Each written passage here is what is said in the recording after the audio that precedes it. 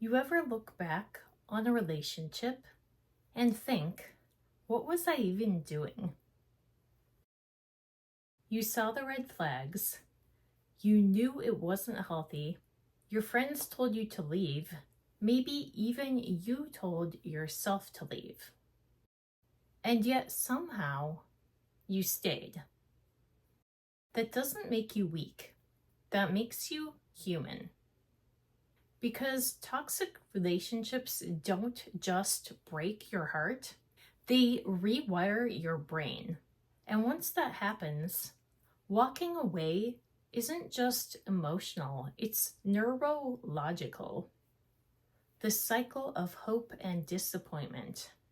Toxic relationships have a rhythm, a cycle that keeps you hooked. It starts with the highs, the love bombing, the apologies, the I'll do better next time. Then come the lows, the fights, the gaslighting, the distance, the silence. And when they finally give you crumbs again, you feel euphoric. It's not love, it's intermittent reinforcement. The same psychology that keeps gamblers glued to slot machines, your brain releases dopamine every time there's a little bit of hope. And you start chasing that feeling instead of the person themselves. Hope becomes the addiction. You're not waiting for love anymore. You're waiting for relief. The biology of attachment. People say, just leave. But leaving a trauma bond is not just like breaking up. It's like detoxing. When you're in a toxic dynamic, your body gets chemically addicted. Oxytocin, the bonding hormone, floods you when things are good. Cortisol, the stress hormone, spikes when things are bad. Together, they create an emotional cocktail that keeps you hooked. Love mixed with anxiety. And when it's gone, you shake, you panic, you crave the chaos again. Not because you like it, but because it's what your nervous system recognizes as love. If you grew up in a household where love was inconsistent, unpredictable, or conditional, that pattern feels familiar. Your body isn't seeking peace, it's seeking what it knows. So intelligence doesn't save you. Attachment does not respond to logic. It responds to repetition, the illusion of potential. Every toxic relationship is built on almost healed, almost ready, almost good enough. You see flashes of who they could be, the version of them you fell for. You tell yourself, if I just love them harder, if I'm more patient, they'll change. But what you're in love with isn't them. It's their potential. And here's the painful truth. Potential isn't a promise. It's a fantasy. This is the same trap I talk about in my Dead Bedrooms and Divorce video. The fantasy that you can love someone into their best self. But you can't build a future with possibility because possibilities don't show up. People do. Self-betrayal. Every time you say, It wasn't that bad. Every time you justify, they're just under stress.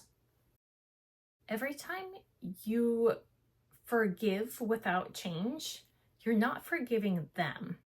You're abandoning yourself. You start gaslighting your own feelings. You tell yourself you're overreacting or too sensitive. You start to believe that peace is boring, that chaos is passion, that pain means depth. But here's what really happens. The longer you stay, the smaller you become, until you start walking on eggshells to keep the peace. Until you stop recognizing the version of you who once knew better. Self-betrayal doesn't just happen in one moment. It happens in 1,000 tiny ones. Each time you silence your intuition to keep someone else comfortable, breaking the bond. Breaking free isn't about willpower. It's about withdrawal management. You have to detox from the person, not just delete them. Go no contact, mute them, block them if you have to. Not for drama, but for self-regulation.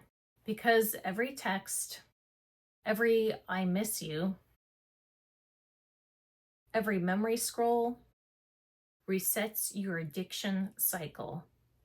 Your brain starts to crave again. And if you give in, you start over. You'll feel the symptoms: loneliness, anxiety, even physical pain. That's your body recalibrating. You're not going crazy.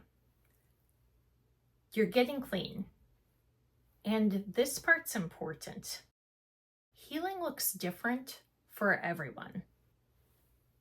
For neurotypical people, structure can be grounding. Routines, workouts, journaling, meal planning. Those habits create predictability when everything else feels uncertain. But if you're neurodivergent, maybe ADHD, autistic, or living with bipolar or trauma patterns, strict routines can feel suffocating. You might need stimulation, not repetition. Variety, not rigidity. So instead of forcing a normal healing plan, find rhythm in things that regulate you. That might mean sensory breaks, creative expression, spontaneous walks, hyper-focused projects, or music that shifts your nervous system out of flight or fight. Healing isn't about doing it the right way. It's about finding what actually soothes your brain and gives your heart a safe place to land. And every time you want to go back, remind yourself, you're not missing them. You're missing the chemical reaction they created. That's not love. That's dependency. And you are stronger than your craving. Final takeaway: toxic relationships don't destroy you because you're naive.